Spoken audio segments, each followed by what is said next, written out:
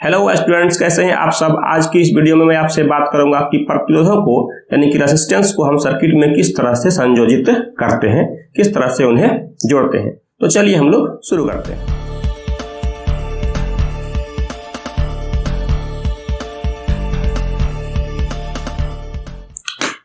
देखिए, हम लोगों ने पिछले वीडियो में बात किया है कि इलेक्ट्रिक करंट क्या होता है, पोटेंशियल क्या होता है, पोटेंशियल डिफरेंस क्या होता है, रेजिस्टेंस क्या है और रेजिस्टेंस किन किन फैक्टर्स पर डिपेंड करता है।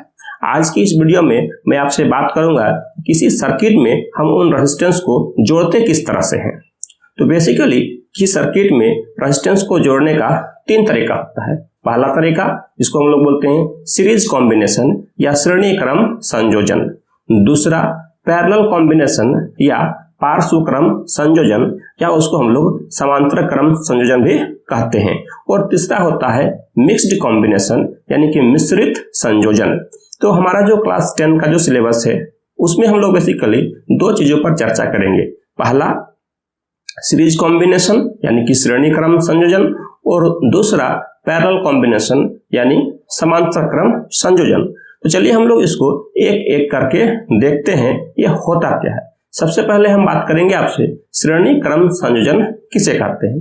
देखिए, जब हम 2 या 2 से अधिक रेजिस्टेंस को इस प्रकार से जोड़ते हैं कि उन सभी में करंट समान रूप से जाए, तो हम कहते हैं कि वे सारे के सारे रेजिस्टेंस सीरीज में हैं यानी कि श्रेणी क्रम संयोजन में हैं। जैसे हम जब उन्हें जोड़ते हैं तो इंड टू इंड जोड़ते हैं। इंड टू इंड का मतलब हुआ पहले रेजिस्टेंस का लास्ट इंड दूसरे रेजिस्टेंस के फर्स्ट इंड से जुड़ा हुआ रहेगा, और दूसरा रेजिस्टेंस का लास्ट इंड तीसरे रेजिस्टेंस के फर्स्ट इंड से जुड़ा रहेगा, और इसी प्रकार से हम जितना चाहे उतना जोड़ सकते हैं। एक इंपॉर्टेंट चीज क्या है कि सीरीज कॉम्बिनेशन में हमेशा सेम करंट सभी रेजिस्टेंस से होकर जाती है। अब हम लोग बात करते हैं दूसरा यानी कि पैरेलल कॉम्बिनेशन किसे कहते हैं।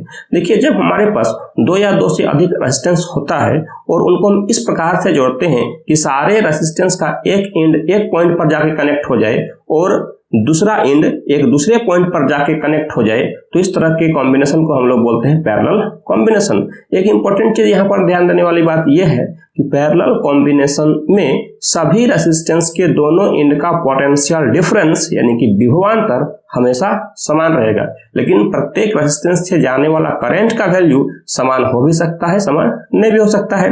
ये डिपेंड करेगा उसमें कितना रेजिस्टेंस है। तो इस तरह से हम लोगों ने देखा कि सीरीज कॉम्बिनेशन किसे कहते हैं और पैरेलल कॉम्बिनेशन किसे कहते हैं। अब चलिए हम लोग बात करते हैं समतुल्य प्रतिरोध यानी इक्विवेलेंट रेजिस्टेंस। यह क्या होता है। देखिए, जब हम सर्किट में 2 या 2 से अधिक रेजिस्टेंस को लगाते हैं तो कभी कभी ऐसा होता है कि उन सारे रेजिस्टेंस का जो वैल्यू है उसके बदले अगर हम एक रेजिस्टेंस लगाते हैं और वह इस प्रकार हो कि उसके वजह से उस परिपथ में करंट का वैल्यू सेम रहे, तो हम कह सकते हैं कि उसे उन सभी का इक्विवेलेंट रेजिस्टेंस कहते हैं। या हम उसको सिंपल शब्दों में इस तरह से बोल सकते हैं कि जब 2 या 2 से अधिक रेजिस्टेंस मिलकर जितना प्रभाव उत्पन्न करते हैं, अगर एक सिंगल रेजिस्टेंस से वही प्रभाव उत्पन्न हो तो उस सिंगल रेजिस्टेंस को उन सभी रेजिस्टेंस का इक्विवेलेंट यानी कि समतुल्य रेजिस्टेंस कहते हैं। अब क्या है जो हम लोग बात करने वाले थे कि इस इक्विवेलेंट रेजिस्टेंस को हम लोग निकालेंगे कैसे। तो इक्विवेलेंट रेजिस्टेंस को निकालने के लिए अलग तरीका है। श्रेणी क्रम में अलग प्रकार से निकालते हैं और उसका फॉर्मूला अलग आता है, समांतर क्रम में अलग प्रकार से निकालते हैं और उसका फॉर्मूला भी अलग आता है। तो चलिए हम लोग एक एक करके उसको देखने का प्रयास करते हैं। इसके लिए हम चलते हैं अपने कंप्यूटर स्क्रीन पर। तो देखिए, हम लोग आ गए हैं अपने स्क्रीन पर। सबसे पहले हम लोग बात करेंगे सीरीज कॉम्बिनेशन में किस तरह से हम लोग इक्विवेलेंट रेजिस्टेंस को निकालते हैं। देखिए, हमारे पास एक रेजिस्टेंस है, ये एक रेजिस्टेंस है ये, और एक तीसरा रेजिस्टेंस है हमारे पास ये। पहला रेजिस्टेंस का जो वैल्यू है वो R1 है, दूसरे रेजिस्टेंस का वैल्यू R2 है और तीसरे रेजिस्टेंस का वैल्यू है R3। और हम इन तीनों रेजिस्टेंस को सर्किट के हम एक सेल से जोड़ देते हैं या एक बैटरी से हम जोड़ देते हैं, जो भी आप बोले इसको। और यहाँ हम लोग इस तरह से इसे जोड़ दिया, और इसका जो पोटेंशियल डिफरेंस है वो है V वोल्टेज, और यहाँ से करंट वैल्यू जा रही है I, और यहाँ से भी करंट कितना जाएगी, आई। देखिए हम लोगों ने अभी पहले बात किया था कि सीरीज कॉम्बिनेशन में जितने भी रेजिस्टेंस हैं सारे रेजिस्टेंस से सेम करंट ही फ्लो करेगा। इसका मतलब R1 से, R2 से या R3 से सभी से जाने वाला करंट का वैल्यू सेम होगा और वह कितना के इक्वल होगा, I के बराबर होगा। अब देखिए यहाँ पर एक मैंने पॉइंट दिया, एक पॉइंट यहाँ, दूसरा पॉइंट हमने दिया यहाँ, तीसरा पॉइंट हमारा ये है और चौथा पॉइंट हमारा ये है। मतलब अगर हम बात करें यहाँ से यहाँ का जो पोटेंशियल डिफरेंस है वह कितना है, V1 है। मतलब पोटेंशियल डिफरेंस अक्रॉस R1 वो है V1 और R2 का जो पोटेंशियल डिफरेंस है वह कितना है, V2 है। उसी प्रकार से R3 का पोटेंशियल डिफरेंस कितना है, V3 है। अगर हम सारे पोटेंशियल डिफरेंस को जोड़ते हैं तो हमें इस V के इक्वल मिलता है। इसका मतलब हम यहाँ बोल सकते हैं, क्या बोल सकते हैं, यहाँ V जो होगा वह V1 plus V2 plus V3 के इक्वल होगा। अब देखिए ओम के नियम के अनुसार हम जानते हैं, क्या जानते हैं,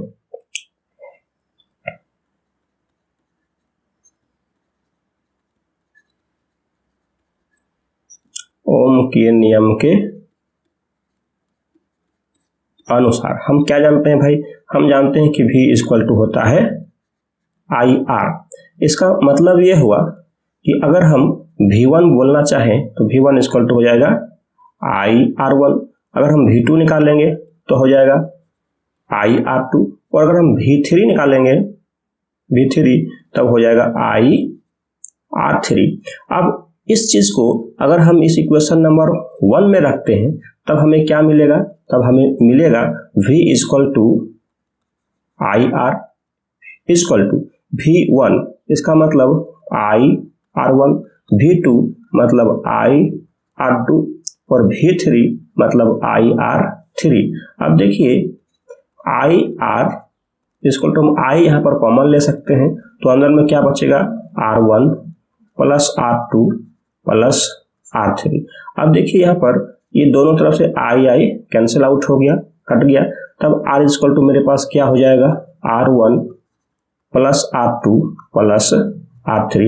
अब इक्विवेलेंट रेजिस्टेंस है और ये सबका सब सीरीज में है, तो अगर हम बात करते हैं कि R1, R2 और R3 का अगर इक्विवेलेंट रेजिस्टेंस RS हो तो RS is equal to R1 plus R2 plus R3।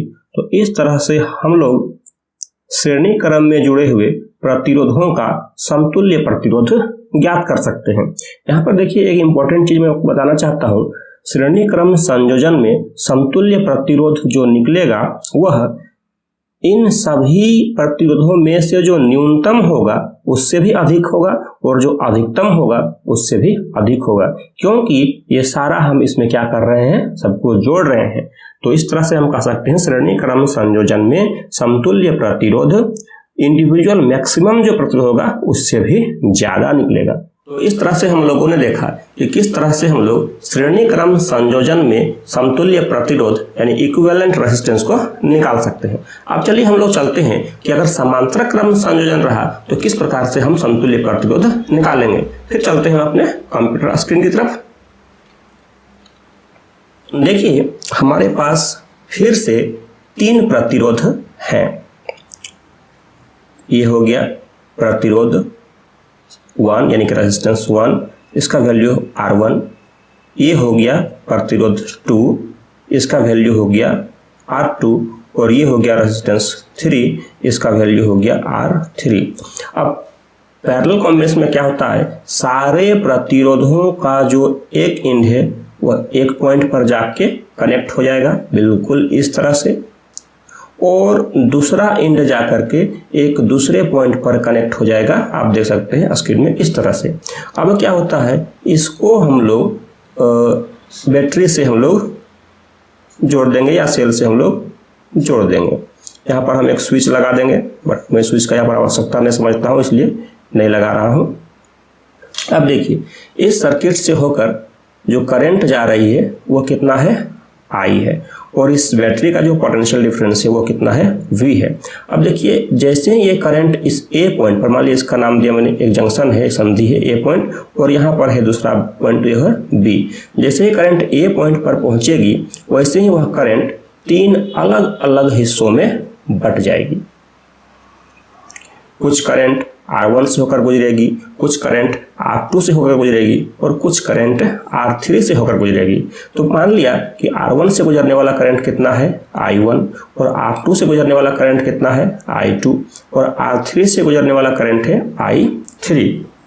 लेकिन ध्यान देने वाली चीज़ क्या है कि A और B के बीच का जो पोटेंशियल डिफरेंस होगा वह तो V है।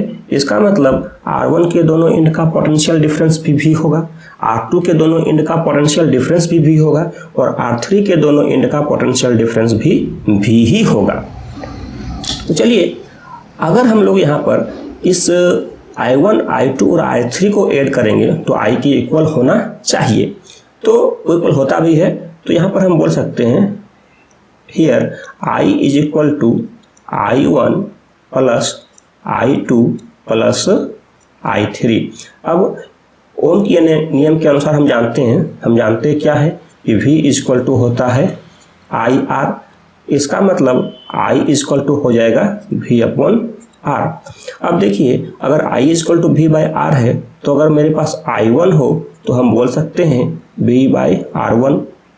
अगर मेरे पास I2 हो तो हम बोल सकते हैं V बाई R2, और अगर मेरे पास I3 हो तो हम बोल सकते हैं V बाई R3।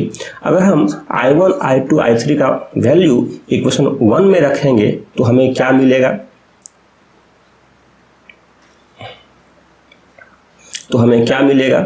हमें मिलेगा I का जब हम रखेंगे V by R is equal to I1 मतलब V बाई R1, I2 मतलब V बाई R2 और I3 मतलब V बाई R3।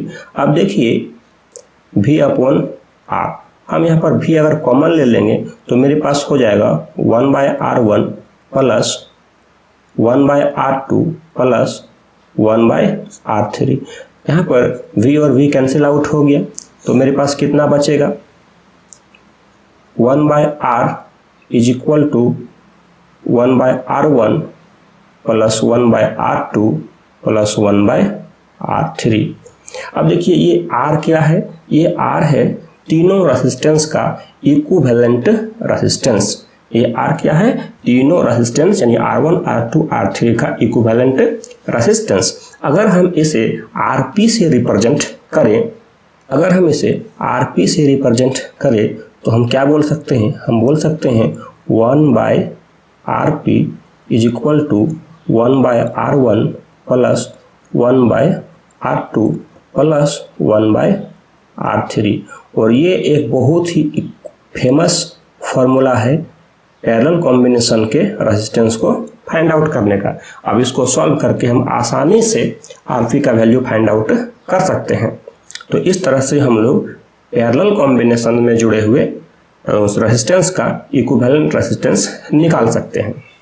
तो इस तरह से हम लोग पैरेलल कॉम्बिनेशन में जुड़े हुए जितने भी रेजिस्टेंस हैं उनका इक्विवेलेंट रेजिस्टेंस निकाल सकते हैं। अब देखिए हम बात करेंगे एक मिक्स कॉम्बिनेशन का, मतलब उसमें श्रेणी क्रम और समांतर क्रम दोनों एक साथ रहेंगे। देखिए जब हम बात करते हैं मिक्स कॉम्बिनेशन का, तो सपोज करिए कि मेरे पास ये एक रेजिस्टेंस है, ये एक दूसरा रेजिस्टेंस है और ये हमारा एक तीसरा रेजिस्टेंस है। अभी आप देख सकते हैं यह तीनों जो रेजिस्टेंस है वह किस में है, सीरीज में है। मैं इसका नेमिंग करता हूँ RS1, RS2, RS3। S क्यों, क्योंकि सारे सीरीज में है इसलिए। अब देखिए मैं फिर से एक रेजिस्टेंस ये है, ये एक दूसरा रेजिस्टेंस है और ये एक हमारा तीसरा रेजिस्टेंस है। तो मैं इसका नाम देता हूँ RS4, RS5, RS6। अब देखिए ये तीनों भी सीरीज में है। अभी अगर हमें सॉल्व करना होता, इक्विवेलेंट रेजिस्टेंस निकालना होता, तो एक बार हम लोग ऊपर के तीनों को निकालते और दूसरी बार हम लोग नीचे के तीन को निकालते। लेकिन अगर हम इन दोनों को इस तरह से जोड़ देते हैं